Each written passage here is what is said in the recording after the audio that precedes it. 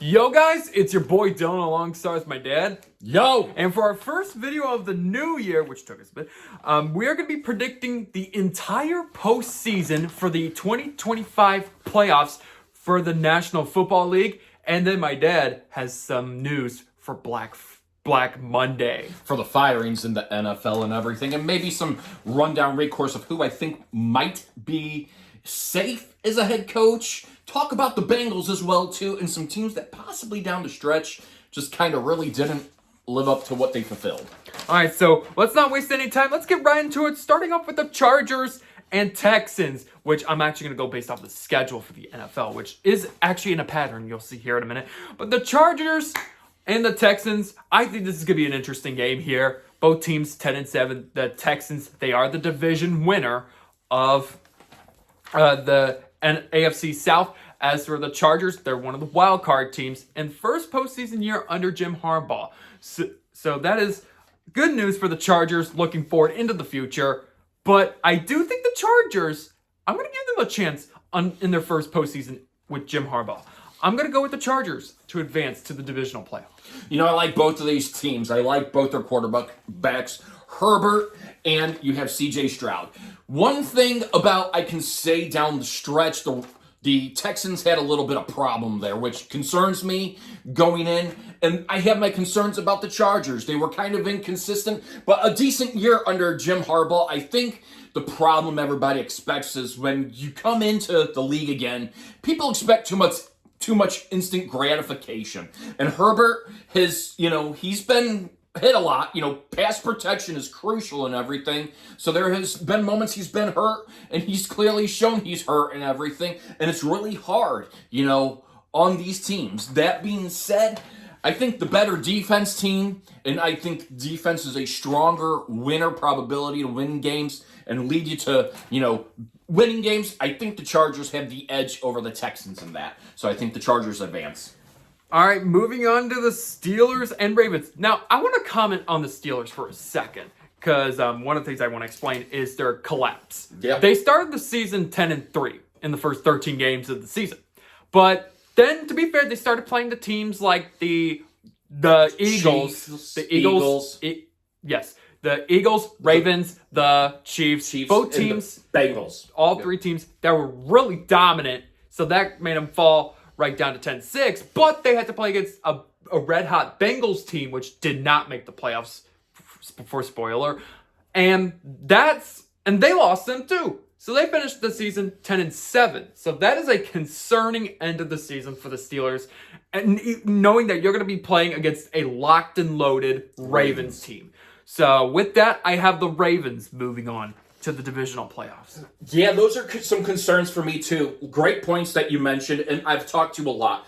Mid-season collapses that you can't rebound and get a win off of, and don't get me wrong, they're close games that you're losing by or whatever, but those shift the momentum of how everything acts. I was really disappointed because Russell Wilson, who came out looking pretty good, you just didn't see him comfortable and poised. Even playing against the Bengals, watching them, the other day, they didn't look hot. They didn't look hot at all. They looked kind of defunct of everything. And that is really, really concerning to me going into it. Now, the Ravens, they have a dual threat. They have a runner in Lamar Jackson, and they have a passer in Lamar Jackson. They are playing in a Ravens town. That being said, look for all eyes.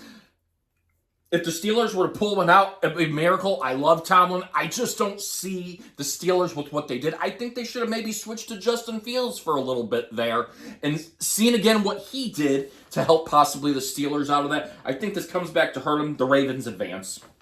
All right, moving on to the Broncos and Bills, which is the midday game for the NFL on Sunday. So this is technically the Sunday slate of games. But the Bills, they're another team that they're locked and loaded and they're ready to go. As for the Broncos, congratulations. They're in the postseason for the first time in 9 years since their Super Bowl winning 2015-16 season. So you got to give it to them. 9 years, 10-7. They're back in the playoffs in 2025. But in a close game, I think the Bills are going to walk away with the advancement to the divisional playoffs. Now, before I go any further, with the Chargers being the lowest seed I have going on, they will be playing against the Chiefs in the divisional playoffs. As for the Ravens and Bills, they'll be playing against each other. And I have going on to the next between the Broncos and Bills. Look, guys, I'm going to tell you that the Broncos, they're happy. They beat the Chiefs 38-0. So now if you're a Chiefs fan, I've seen messages all across the board of pathetic play for the Chiefs. Guys, please do not get upset. That was not their first string and second string out there yesterday. That was their third string. And don't get me wrong. Yes and no, should you play your starters or should you not play your starters in a game that, you've already locked up the division and everything. I think you give your young ones who are going to be transitioning, who have not had that chance to play, a chance to play if it's a game that you've won that seed.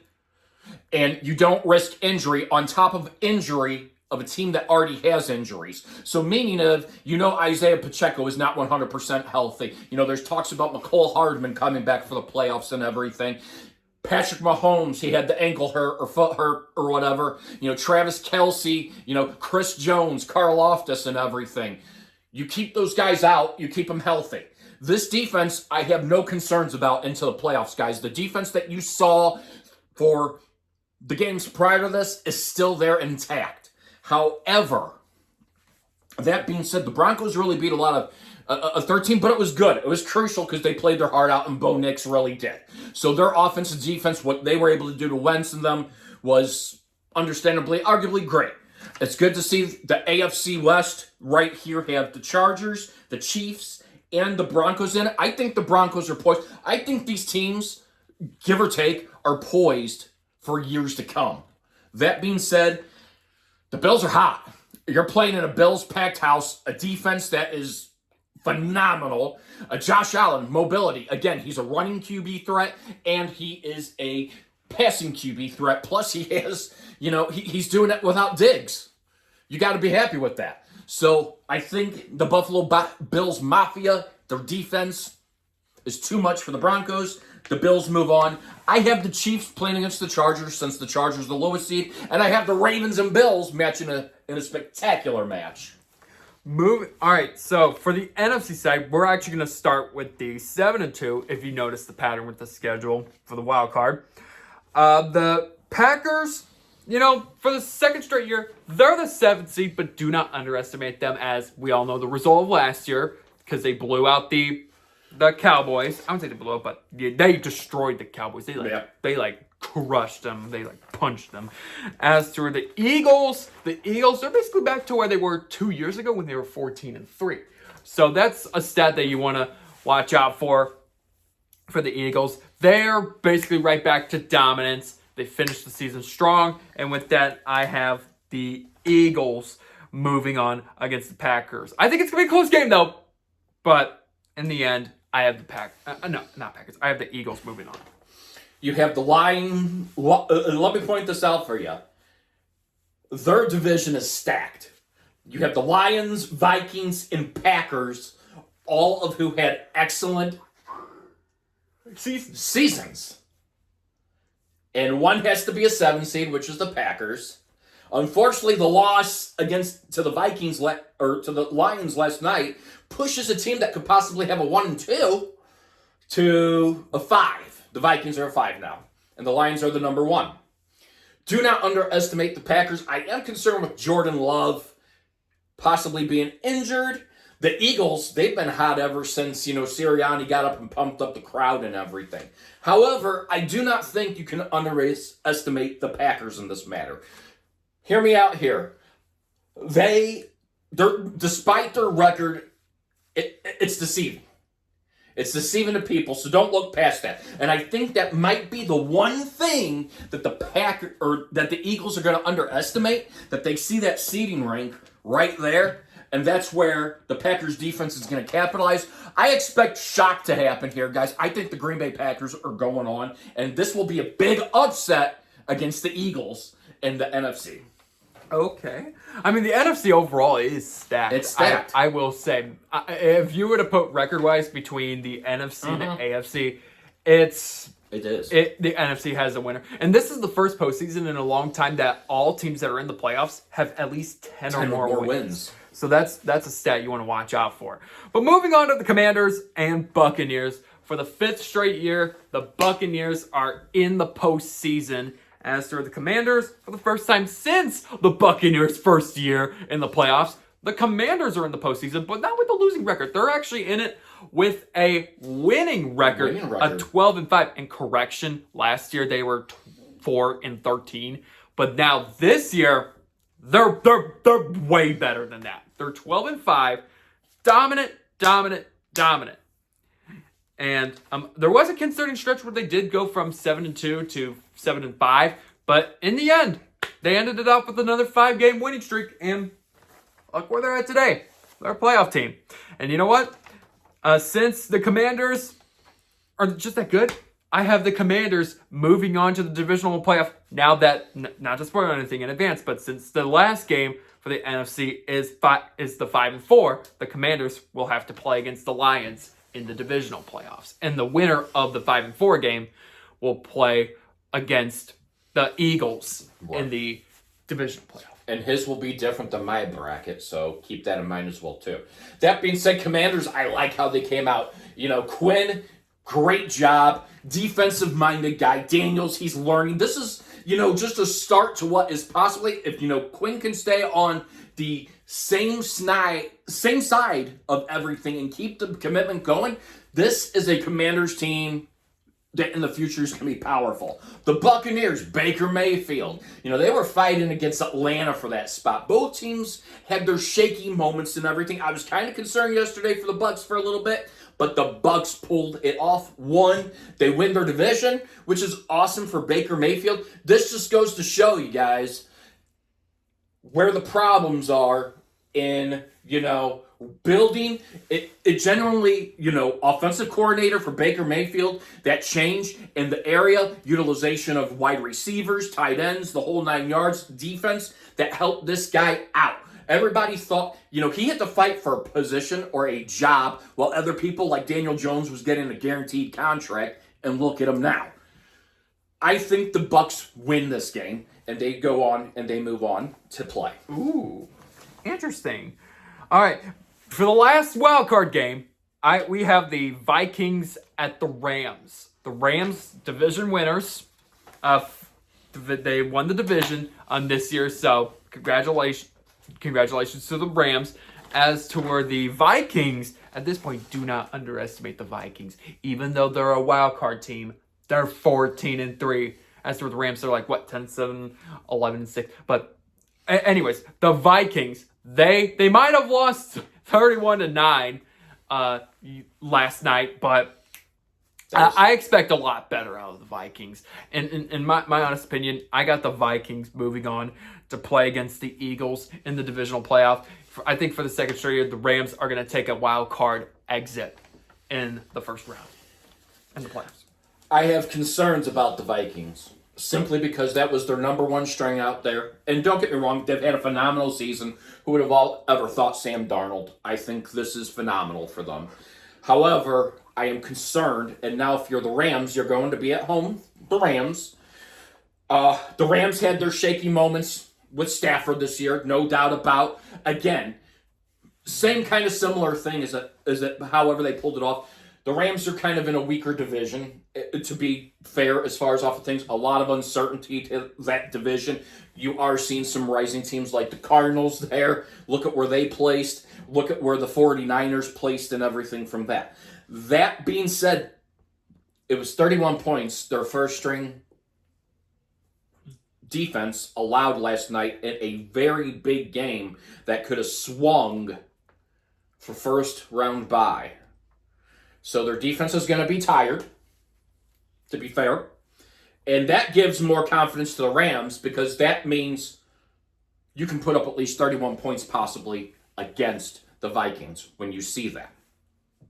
So I think the Rams, don't underestimate them. I think the Rams go on to move. So in my the second round, I have the Lions playing the Packers, because the 7th seed and number 1 seed, and then the Rams playing the Bucs. Okay. Now we'll go on. That's interesting over there. All right, so now we're gonna go back to the AFC side for the divisional playoff, starting off with the Chiefs and Chargers. Now the Chiefs, they should definitely be ready by now. By the time they reach the divisional, because they should be locked in and ready. They're going to be playing against a Chargers team that did have to play an extra week due to the wild card and all that. So I think this is going to be a game where the Chiefs are going to come out. They're going to be playing really solid and really good. I mean, I wouldn't even say solid. Take that back. They're going to be playing it good. And I think it is going to be for the 7th straight year, we all know where the Chiefs are going to be going. And that's the AFC title game. You know, I expect it to be a hard game. If Jim Harbaugh is going out there, you have a lot of kinks. You have a lot of obstacles. So don't ever get your hopes down. However, I always tell people going into the postseason, it is a whole new schedule. Your record starts off 0-0. So everybody does not know about what you're going to do, and it can change. So any of these predictions that I'm doing, I could be wrong on, guys. Just like, the predictions of anything else. That being said, the Chiefs are, at that point, relatively healthy, as far as other things. They could possibly have McCole Hardman, which is another offense. You saw what started to happen when Patrick Mahomes had more resources to throw out to and reach out to. The offensive numbers started to climb in points and go from there. A lot of people are concerned about Mahomes because he hasn't had a lot. He's not a Pro Bowler this year. I don't care about that. The Pro Bowl is like a flag football game now. Goodell has screwed that up. It's meaningless to play the Pro Bowl before the Super Bowl. No quarterback that, and I'm not saying anything. I'm happy that Lamar Jackson's on there. Josh Allen is on there. No quarterback in the right mind is going to risk themselves getting injured in the Pro Bowl if they're getting ready to possibly go for the Super Bowl. So that's going to be stupid. And that's just how I feel about it. Goodell has changed the whole trajectory. The Pro Bowl is meaningless in my opinion, so whatever. That being said, I think the Chiefs' defense, you finally start to see that effect, and a lot of people are going to see these points. I think the Chiefs make it to the AFC Championship, and once again, the AFC Championship runs through Kansas City. And then here's where these games could actually go into overtime with how the strength of each team is. Knowing the fact that the Ravens and the Bills, I have them going against one another. Ravens and Bills, a rematch of what was a matchup earlier this season, but it kind of went lopsided more to the Bills. But I expect a lot more out of the Ravens this time around. But in the end, I think the Ravens are going to come up just short again. So with that, I have the Bills. For the first time in 4 years, the Bills move on to the AFC Championship game against the Chiefs. I almost got ready to say Chargers, but the Chargers, I don't think they're that good enough. But I mean, you never know. It's postseason; anything can happen. It's going to depend on the weather there in Buffalo. Usually, this is the time of the year they get snowstorms. Buffalo's not good in snowstorms, but. To me, I think Buffalo is a better team. I don't think they are something to be underestimated. I don't think the Ravens need to be underestimated. You're going to see a lot of action out of these two QBs. So this is going to result around air-free QBs. If you're running, you tuck the ball. If you're throwing, you make sure you're not throwing into double coverage or triple coverage or making those costly mistakes. Whoever makes the costly mistake is going to lose the game. It's the team that's going to be... And unfortunately, I think it just squeaks out that the Bills win. So I have the Chiefs and Bills playing in the AFC Championship. All right, so now for the NFC side, I have the Vikings and Eagles. Probably another big major showdown right here. I believe the Vikings lost to the Eagles. I believe that's during when the Eagles were off on that 10-game winning streak. I could be wrong though. But anyways... Both teams, I think, are really going to be battling it out. And this could be another game that could literally go overtime here. But I'm going to go bold with this one. I'm going to be saying the Vikings are moving on to the NFC Championship game. I think Sam Darnold's going to try to shock us all. He could. That's a good point. So you went with the lowest seed playing, right? I started off with the... second lowest to the second highest. Okay, so then I'll go with mine with the Rams and Bucks, and then I'll move up there and everything. Look, This is going to be a great game against each other, in my opinion, between both of them. I just think something special about this Rams team. They're finally getting on that click and everything. That's what's nice about Sean McVay. He has done a really good job with that organization, and there's really nothing to be, concerned about with it. The Bucs, I think some flaws get done here. I essentially think the Rams defense is a little better than the Bucs this year. And I think the Rams move on to the NFC Championship game. Ooh, we got some shockers. All right. Lions and Commanders. The Lions, we technically have two teams that have 15 wins, and the Lions are one of the teams. They should be well rested by now after dominating all over the Vikings last night. But we all know the Lions, they're going to come in there ready to go, ready to play in their house. As to where the Commanders, they're going to be a little bit tired, but, it is what it is. But I think being a little bit tired is probably going to be more than enough to potentially eliminate the Commanders. So with that, I'm saying for a second straight year, the Lions will move on to the AFC. No, not AFC. I'm so used to the AFC. They're going to move on to the NFC Championship game. And for the first time, in this postseason streak that they're kind of in right now, they're going to be playing the NFC Championship game in Detroit.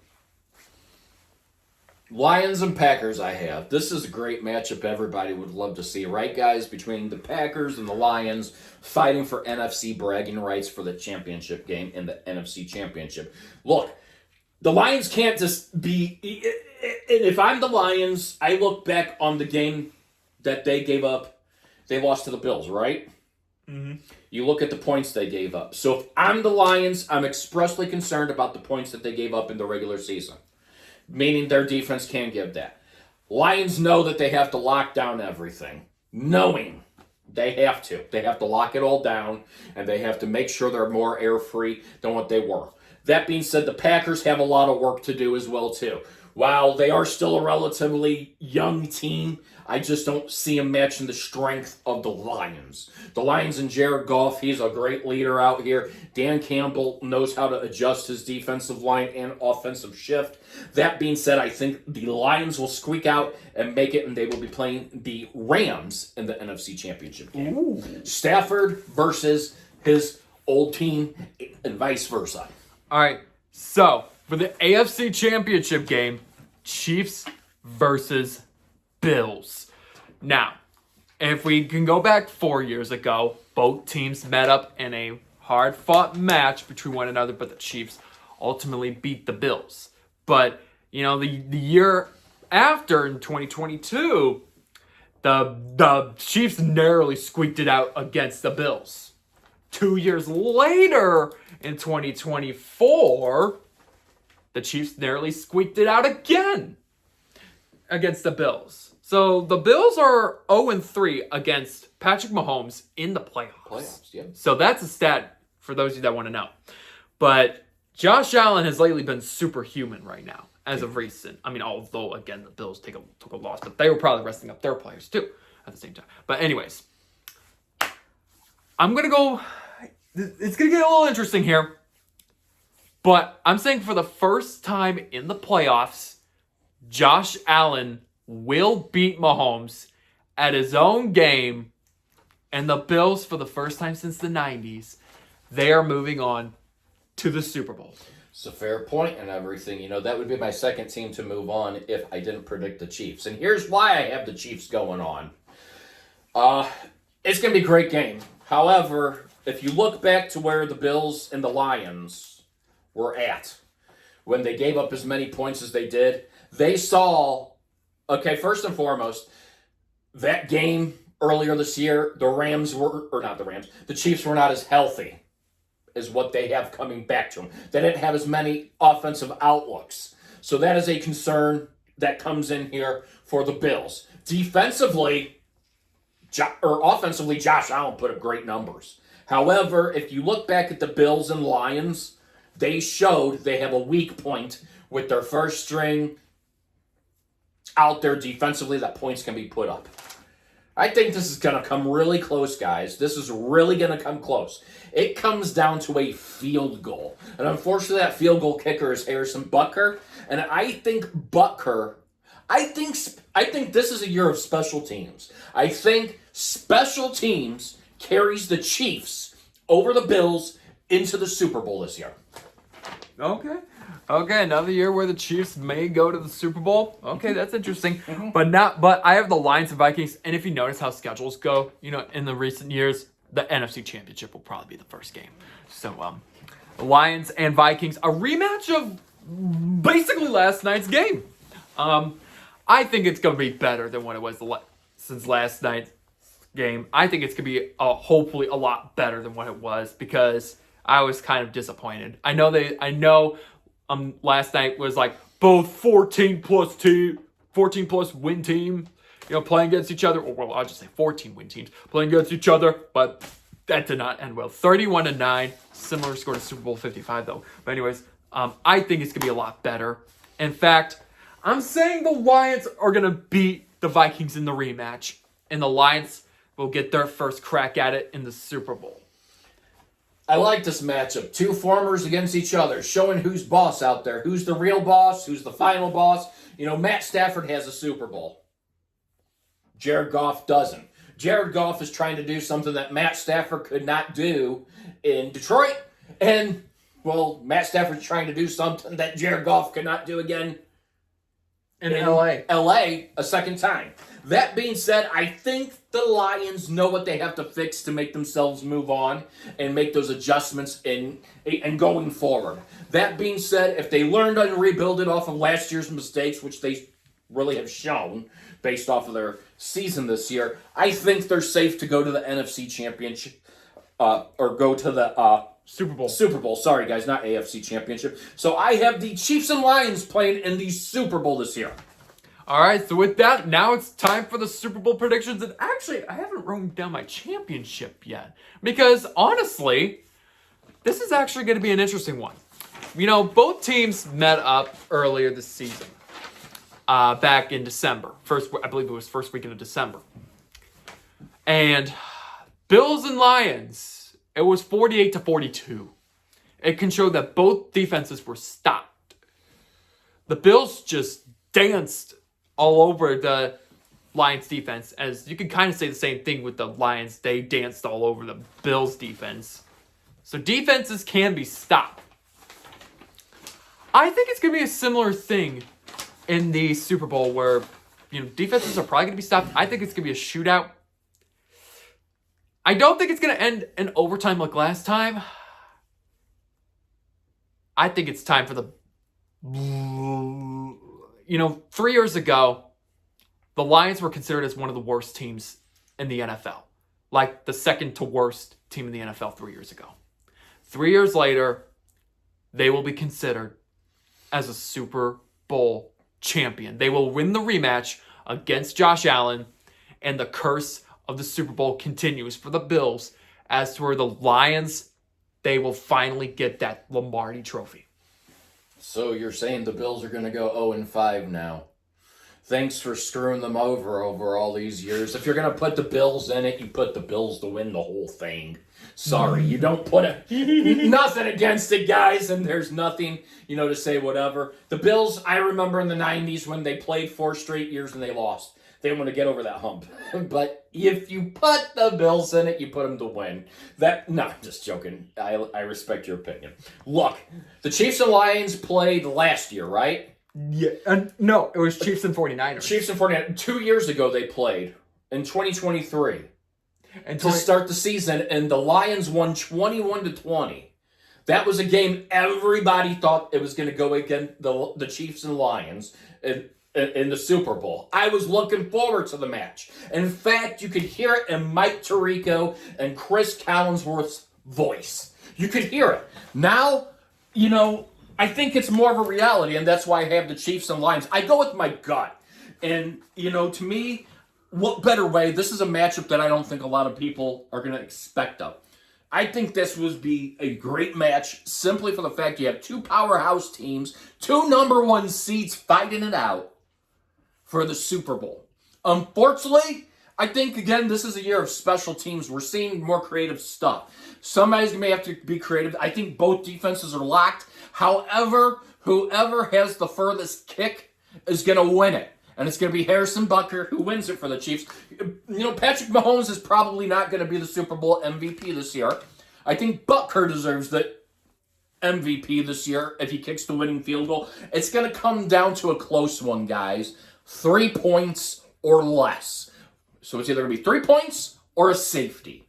That being said, I think the Chiefs take it home with them. All right, so that is the and that's the playoff predictions. And now my dad's got some words he needs to say now to some coaches. So we're going to go ahead and talk about things here. The Raiders, I expect them to fire Antonio Pierce if he has not been there. That organization is a dumpster fire right now. Who do you bring in? There's going to be a big pool of head coaches, offensive coordinators.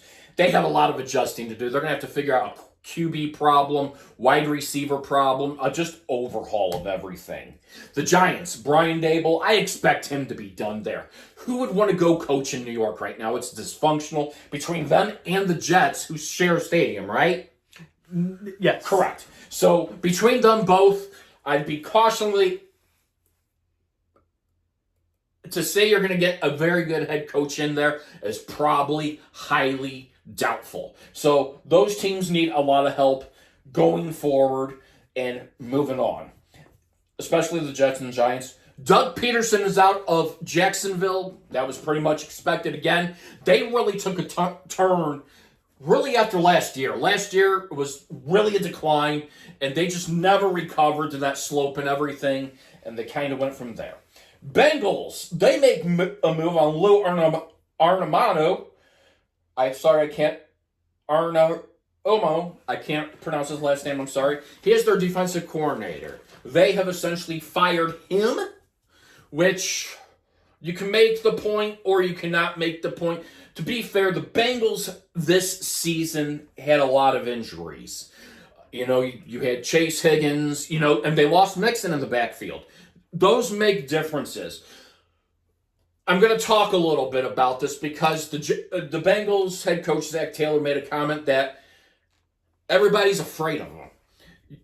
It's not about if anybody's afraid of you or not afraid of you. Essentially, you look at the Chiefs or you look at some of the other teams that had injuries. They found creative ways to win. It might not have been on offense. It might not have been on defense. It might have been on special teams. But those teams found ways to win. The Bengals this year did not beat any playoff team that they played, minus the Steelers going into the playoffs. That being said, that is huge. That's where it really hurts a lot when you can't beat those better teams or teams that might be better than you. Don't get me wrong. Joe Burrow put up phenomenal numbers this past season. He was arguably, if you leave him in the pocket open, giving him the time, he will shred you apart. Unfortunately, he had his offensive line problems that couldn't protect him as well too. Injuries, this is what happens and goes from there. To say teams, and I take it wrong, and I take it in a way of, you can't be upset. So there's a lot of things. Did the Chiefs play yesterday or not? There's no obligation that they had to go out there and play their first string or second string, players. There's nothing behind that. It's how the game's played. It was a game that they didn't have to do whatever. So, unfortunately, they used it as a learning tool game for their inexperienced players that are probably going to start getting put in next season to see how that game is. You have to essentially, knowing playoffs are on the line, they dug themselves into a hole early in the season. It was going to be a hard hole to get out of. They tried as hard as they could. They fought to the end of it. Now they're stuck in that position. They're going to be kind of with little wiggle room to sign all these players with how much money they've given Joe Burrow. So you have a very good QB, but you're probably going to lose wide receiver core and going from there. That being said,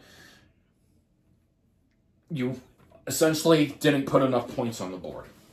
Atlanta Falcons, down the stretch, they looked horrible. I questioned that a lot. I questioned them, as much as you can say Kirk Cousins wasn't doing the job there. You're paying the guy a lot of money. I don't see benching him. I would have made him play. That's how dysfunctional Arthur Blank or Raheem Morris was on everything of that. And I'm not saying Kirk Cousins is a better QB or not. I understand you're trying to go into it, but you are fighting for your division to win. You are fighting to win your division. So you sit the guy that's experienced, that you're paying a gross amount of money to, for a guy that is really inexperienced, doesn't have that experience under pressure. That's how dysfunctional of leadership that is, in my opinion. I think Raheem Morris should be fired as well, too. But then who do you bring in there? That team is a dumpster organization as well, in my opinion, as well, too. You do not sit the way that it is. And also, I want to point out too, that's kind of what happened with the Broncos last year. They had a chance to go into the playoffs, but with like the final 2 games left, they decided to bench Russell Wilson. And they were like, what, 8-7, 8-8? They could have had a chance for a playoff year, or even just a winning season. Well, instead, they decided to bench him, and that was just it. If you're paying the salary, you play it. You don't bench the person. You don't bench them one bit. At least, and I'm going to tell you this is what's different. At least the Jets got their whatever they thought they got invested out of Aaron Rodgers. It looks like he's done in Jets land and everything and all that because he's done. So at least they know they got whatever minimal, even though he really wasn't a product or a benefit there. You get your money's worth out of the guy. I would never pay somebody $150 million whatever to sit on the bench. That's absolutely ridiculous. It's absolutely ridiculous. Go from there. That being said, the Chicago Bears, they're a dumpster fire as well, too. There's things about Mike McCarthy possibly going there. I'm going to say this about Mike McCarthy. I like what Jerry Jones said yesterday, that he's going to take time. I like what Mike McCarthy said yesterday as well, too. And as much as you can blame Mike McCarthy for a job done, he didn't have a healthy Prescott. So we don't know what the numbers are with or without Prescott. And I think it's crucial for that. Who are you going to bring in that's going to lead you over that hump? What selection pool of head coaches that, and don't get me wrong, Mike McCarthy does have winning numbers. I will agree with that. He has won a Super Bowl before with the Packers. I will agree with that. He makes a great point there. He is a leader. He has a winning record. His record doesn't lie for him. If you are the Dallas Cowboys, I think if Prescott can stay healthy, they showed a turning point of winning. But unfortunately, it was after Prescott got injured. That's when things really started to go downhill. I think you wait another season out, give him a year contract, see how it works from there, and then play your game from there and kind of go from there. No disrespect to the guy. You could say Prescott isn't whatever. They need to protect that O-line. If that O-line can protect Dak Prescott, I think the Dallas Cowboys have capability because their defense shows it as well, too. Next up, and last but least, and it is my least, Jerod Mayo. Robert Kraft firing him, not even waiting till Monday to do it. Waited after the game, after they beat the Bills, to fire Jerod Mayo. I take a lot of... This team hasn't been the same team, and this just goes to show you what happens when you don't have a guy named Tom Brady there. Who was essentially Tom Brady. You're finding out as much you could hate the guy, you could say if whatever. I like Tom Brady because he was running the New England Patriots. You had Edelman, you had Gronkowski, you had an offense and a defensive line that cared. You had Vrabel there and everything. You had a team with Tom Brady, and this just goes to show who the coach and player was. Tom Brady made the New England Patriots who they were. Bill Belichick wasn't able to duplicate numbers after that. He was never able to rebound, so they moved on from him. Jerod Mayo, I disagree with the firing. You don't do that to a coach after his first season that doesn't have a roster. This is a scapegoat on the Kraft family against Jerod Mayo. You're essentially putting out a crappy product, and you're blaming your head coach to go ahead and rebound what you're only giving him. And 1 year's not fair enough to him. But apparently he does. However, it does set up for Mike Vrabel to come in and become a head coach for him. He has experience. He has ties to Robert Kraft as well, too. So I would not be surprised if Mike Vrabel is there as the head coach after, this and everything. But still, with what you're working with, I don't see it being successful. Again, that's really kind of it. So that is it for. And it's really sad because the Patriots, like when Tom Brady and Right. Gronkowski and them were there, they were like so dominant. They were like they won 6 Super Bowls under Tom Brady, and like ever since then, I mean, minus 2021-22 when they made the playoffs, all the other seasons since 2019, besides again 2021-22. It's been postseason miss after postseason miss. And like ever since 2020, like 2023 or 2023, it's just been embarrassment for the Patriots. Like it's sad. And it is. It is sad. And that's just how much, a lot of people, sat there and said Bill Belichick was going to be able to do and reduplicate. No. And that just goes to show who wants to play with you and who doesn't want to play with you. And no matter what, Tom Brady, is the GOAT of football. Arguably the best. So he might, people saying that he might be bad as an announcer. I like him as an announcer. It's his first year. He's actually truthful. I like him like Tony Romo as an announcer. Just because they are experienced seasoned veterans that know, even though Tony Romo did not win a Super Bowl, he's right. He is 100% right.